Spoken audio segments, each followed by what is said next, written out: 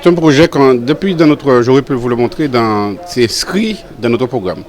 Alors on n'a pas appelé espace France Service, ça s'appelait dans notre programme Service Bocase.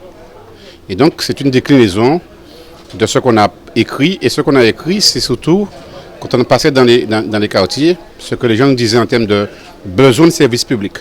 Besoin de cette proximité, parce que petit à petit, même à Bastia ou à Bouillante, où il y avait des services publics, les impôts, la CAF, la Sécu, qui remplissaient ces services de proximité, n'existent plus.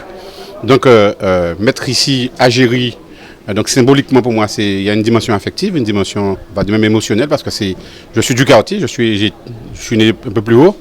Et puis ce quartier-là aussi, je l'ai vu se développer, s'organiser, donner du sens avec une association qui est sur place.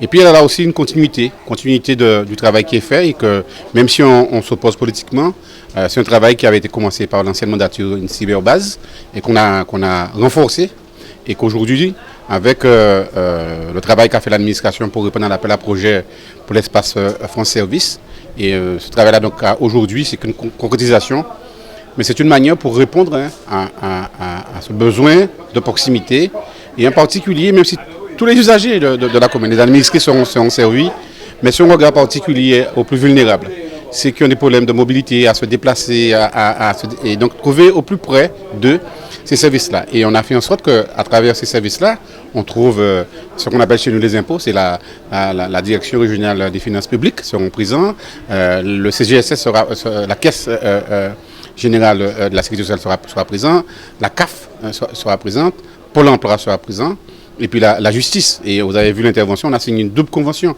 l'intervention du représentant de la justice pour apporter un encadrement juridique et des réponses juridiques. Notamment, il l'a précisé, on pourrait avoir un notaire présent.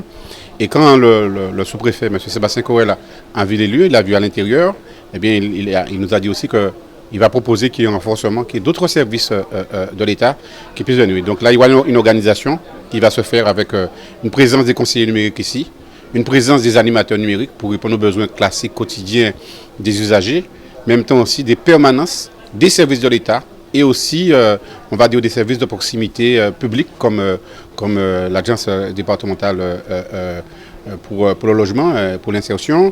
On aura aussi la mission locale et d'autres structures, on va dire, publiques ou bien qui est privé, associatif, mais qui rend un service d'intérêt général.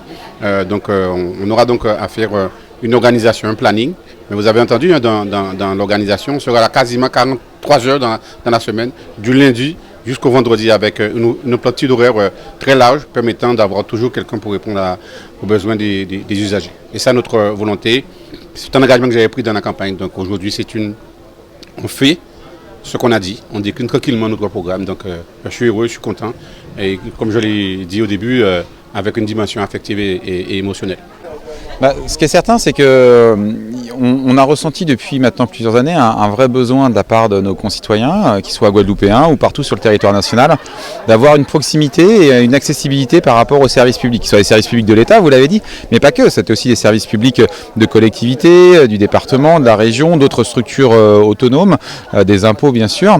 Et donc c'est important d'être en proximité pour que chacun, malgré éventuellement ses difficultés de déplacement, malgré sa difficulté à utiliser l'outil numérique, puisse venir avec des permanences et se confronter et discuter et faire ses démarches avec des professionnels sans avoir forcément besoin d'avoir à faire 30-40 km ou de se mettre derrière un écran sans savoir forcément toujours comment faire.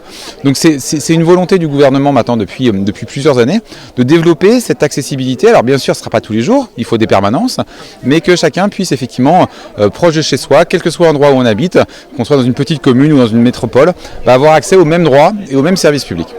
Il est évident que si on devait faire en sorte que l'ensemble des services ait sa propre antenne dans toutes les communes de Guadeloupe, ça aurait un coût qui serait trop important pour le nombre de personnes qui seraient accueillies.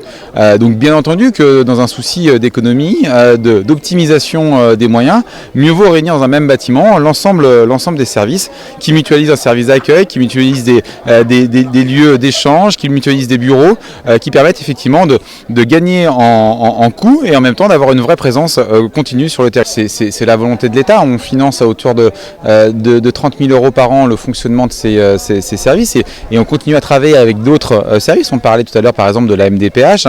Il y a d'autres services qui peuvent être intéressés, avec lesquels on continue à travailler pour leur permettre de venir dans ces maisons France Service au bénéfice de chacun, au bénéfice des Guadeloupéens, au bénéfice des habitants de vieux habitants, mais aussi éventuellement de Bouillante et de la proximité.